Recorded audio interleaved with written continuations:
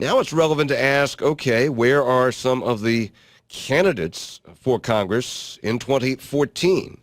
Evan Jenkins is a newly minted Republican from Cabell County, and he is running for Congress in the 3rd Congressional District, which is the current seat of Democrat Nick Rahall. Rahall said on this program, might have been last week or the week before, that he generally supported the president's planned military action in Syria. Jenkins joins us on Metro News Talkline. Evans, good morning. How are you? Good morning, Hoppy. Good to be with you. Thank you. Good to have you. So where are you? Would you support or oppose a mission in Syria? I would be opposed very clearly at this point in time. I think the president has failed to make the case. Obviously, that's why he's going to the airwaves tonight to try to make his case. Like every West Virginian and I'm sure American and everybody around the world has watched these last 3 weeks since August 21st. And I have watched, obviously, in horror with what the Assad regime did, but I've also listened very carefully to the public debate and the positions set forth by the Obama administration, and candidly, am frustrated that one of Obama's earliest and strongest supporters in the rush to war has been Congressman Rahall. And he is out there alone in our congressional delegation. Both Republican Democrats, the rest of the delegation, oppose war at this point in time. And I think that his rush to judgment was an error, and his consistent kind of rubber stamp position of I want to give the president the benefit of the doubt is not taking into consideration the views and the feelings of the people of West Virginia, or giving an opportunity for some diplomatic process solution to be worked out. Evan, one of the arguments is that the president did say that use of chemical weapons would cross a red line, and in fact there was, and it appears to have been, use of chemical weapons by the Assad regime. So given that background, doesn't the U.S. have a responsibility to respond? And I think that's exactly the position that Rahall has taken. He said 2 to 3 weeks ago on your show, this is about credibility. And I think he's referring to the president's credibility. Well, the president put himself in the corner and put our country and the world in a corner when a year ago he set the red line statement. And, if you go back 2.5 years when the civil war in Syria started, the basically very minimal support and help from the U.S. for the rebels at that time, who we had confidence in. We don't now. But there's just been a lot of lip service of our country's leadership efforts to support the overthrow of the Assad regime.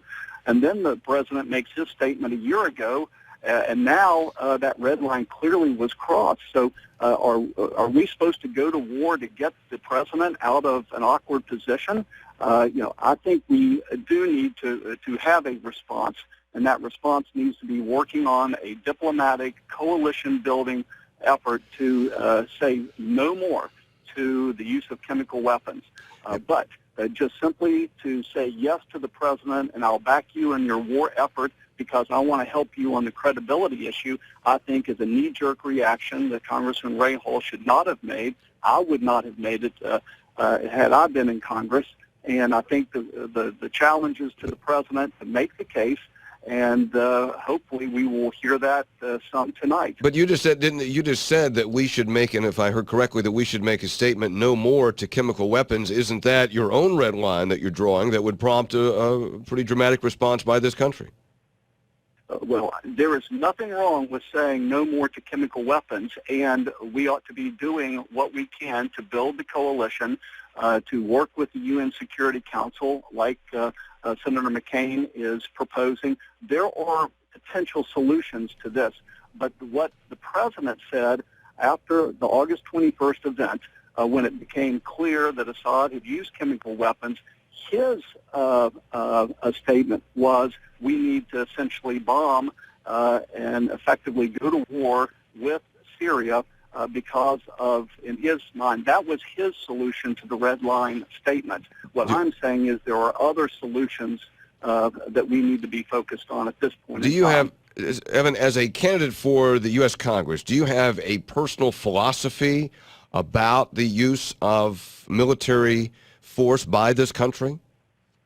Yes. My personal philosophy is, should we always have that capability and preparedness and a strong military to do so in a point in time where our national vital interests are at risk or we are attacked like after 9/11? Absolutely.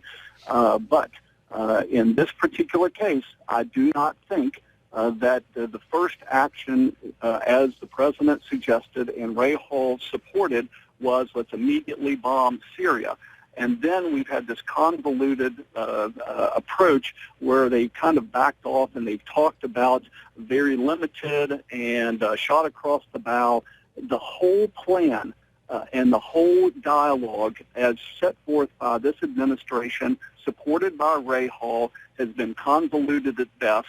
And clearly, I think we have not done what needed to be done over the last 2.5 years to build the support in the coalition. So we're in a box now. We're in a corner. And unfortunately, that is where we are, and we have no really good options at this point as a result. Evan, finally, though, if in fact, we were talking about this earlier, if in fact the Russians have a deal with the Syrians, and the Syrians appear to be warming to it, that the Russians would go in and they would get the chemical weapons out there and they would be under some sort of international control. Therefore, the chemical weapons would be out of there.